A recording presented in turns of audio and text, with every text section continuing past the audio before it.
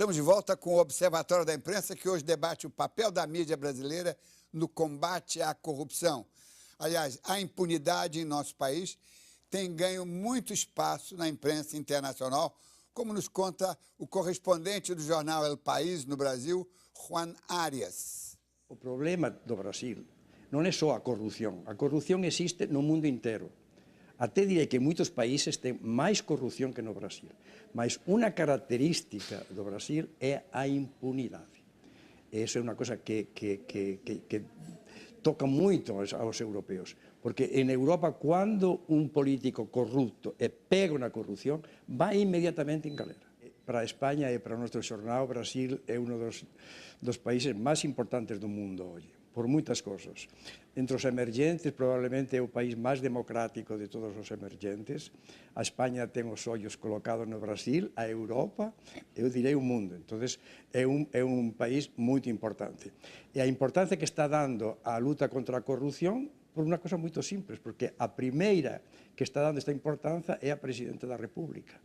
Algo que é unha cosa paradoxal, unha anomalía, porque en outros países do mundo os movimentos dos indignados contra a corrupción, contra a ilegalidade, normalmente é contra os gobernos que están, contra os dictadores. En Brasil non só non temos ditadura, temos unha grandísima democracia, mas é a mesma Presidenta da República que non aceita a ilegalidade. Ela está falando, está demostrando iso. É porque tamén é importantísimo que no Brasil se resolva este problema da corrupción que va no ralo bilhões que podían ir para a saúde, para a educación, para a seguranza, para facer do Brasil un país aínda máis moderno.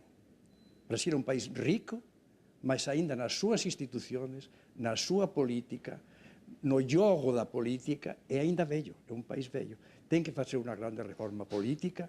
E aí é importante esa consciencia que a sociedade do Brasil, que sabe que mellorou moito con os 8 anos do goberno Lula, que económicamente está ben, é moito importante que a sociedade brasileira quere un Brasil máis limpo, un Brasil máis ético e un Brasil máis moderno. Doutor Alberto Paula Machado, o gancho do fim do primeiro bloco que eu queria desenvolver agora é que, na realidade, nós temos a imprensa como uma grande câmara de eco, nós temos as ruas, que infelizmente ainda não tem o número de indignados ou o nível de indignação que nós esperávamos, mas a representação política brasileira ela não funciona porque ela própria está no banco dos réus, né? Que é uma situação terrível de orfandade, né? Do eleitor, né? Diniz, esse é o ponto de partida. Nós precisamos depurar a política brasileira. Nós precisamos de medidas para que esse processo político seja legítimo e seja menos contaminado por interesses comerciais. Nós demos alguns avanços. A lei do ficha limpa, a OAB se envolveu, a sociedade se envolveu. Foi uma lei de iniciativa popular, as pessoas assinaram para apresentá-la ao Congresso. Uma sistemática. E ela quebra um tabu, que é o tabu da presunção da inocência. Então, foi uma lei importante. Não suficiente ainda. Nós temos uma outra medida, a própria OAB ingressou agora com uma ação direta de inconstitucionalidade no Supremo Tribunal Federal para impedir a doação de empresas privadas a campanhas políticas. Exatamente porque o nosso histórico indica que esse dinheiro depois volta para a empresa privada. Portanto, é também uma medida saneadora. São essas medidas pontuais, saneadoras, que inibam esse interesse econômico muito intenso no processo político e que podem depurar um pouco esse processo eleitoral nosso. São várias as medidas, há um projeto apresentado na Câmara, nós apoiamos em boa parte esse projeto. São várias as medidas necessárias e indispensáveis para essa depuração.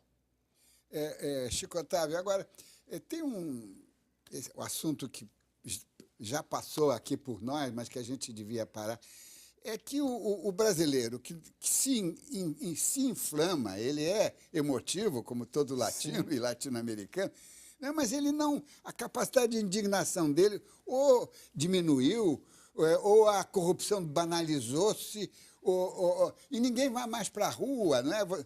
Exatamente. Eu fico até, às vezes, receoso, né, com essa apatia.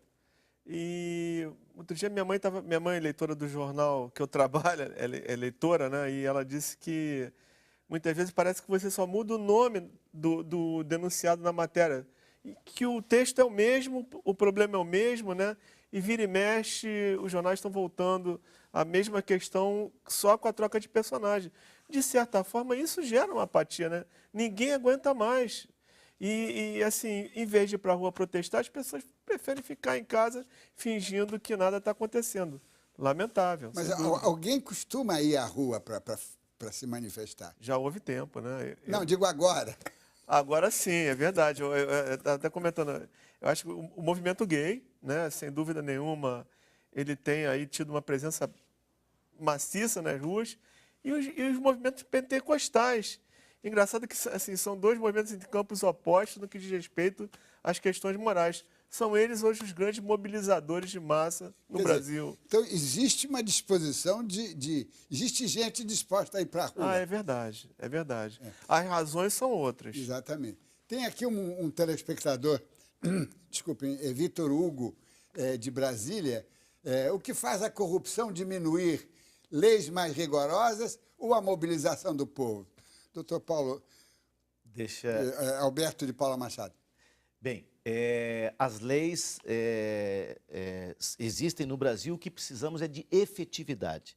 É preciso que o processo chegue a um fim e condene ou absolva alguém, mas num tempo razoável. A razoável duração do processo é a grande expectativa que a sociedade tem.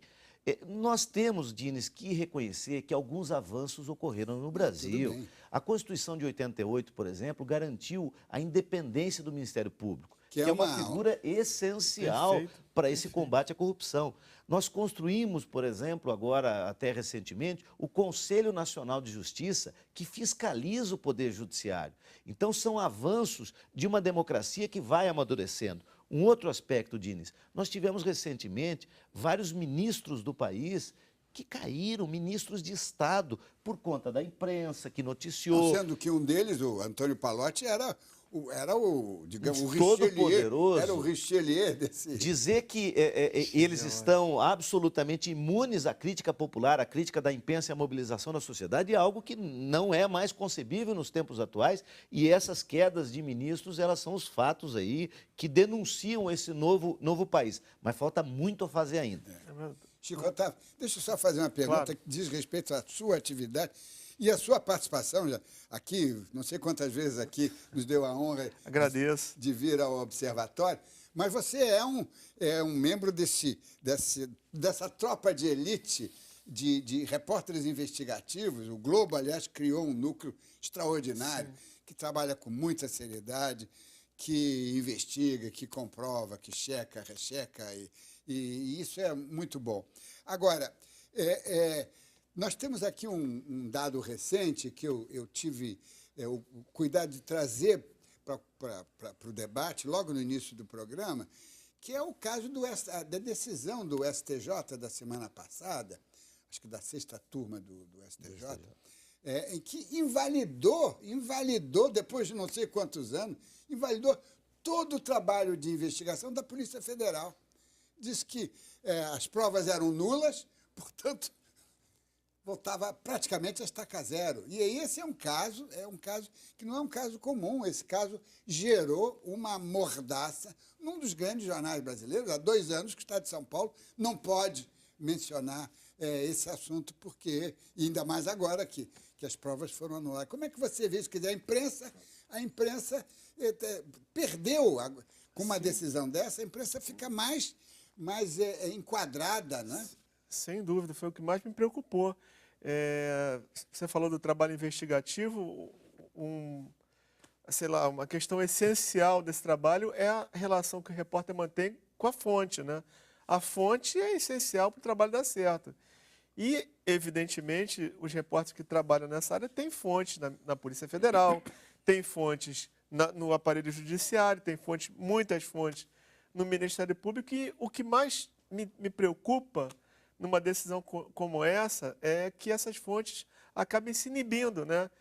Fechando esses canais de contato que a imprensa tem. E a imprensa tem um papel fundamental nesse processo, que é o de fiscalização.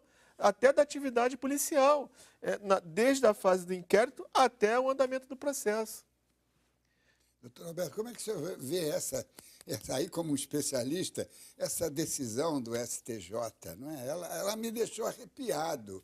Bem, em relação ao sigilo das fontes, aí, o sigilo de fonte do jornalismo, nós não podemos tocar nessa, que é uma das peças basilares, pétreas do jornalismo. O jornalismo que não tem a preservação do sigilo da fonte, ele sucumbe em uma das suas funções mais importantes. A questão específica desse julgamento do STJ, não é possível descer a minúcias, até porque é um processo técnico. O que eu queria dizer é que, primeiro, há necessidade que os aparelhos de investigação e de acusação se atentem para os aspectos formais, para não frustrar a sociedade com essa geração de nulidades.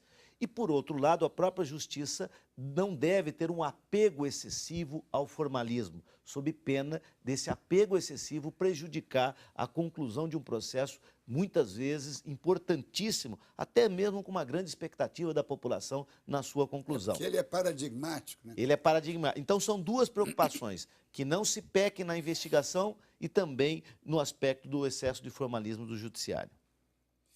Agora, me diga uma coisa, desculpe, com relação a esse caso mesmo das denúncias contra o clã Sarney lá, sobretudo o seu filho, Fernando, né?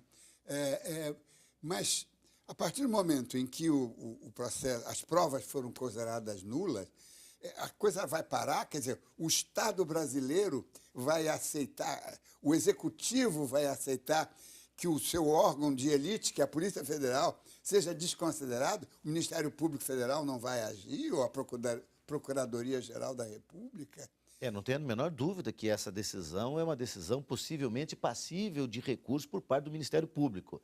Há um outro aspecto, ainda que fosse uma decisão irrecorrível por ser prolatada em última instância, o processo retornaria até aquela fase em que foi decretada a nulidade. Então, em qualquer das duas hipóteses, nós não estaríamos eliminando o processo ou a própria investigação. Nós estaríamos retomando ele até aquela fase em que gerou-se a nulidade.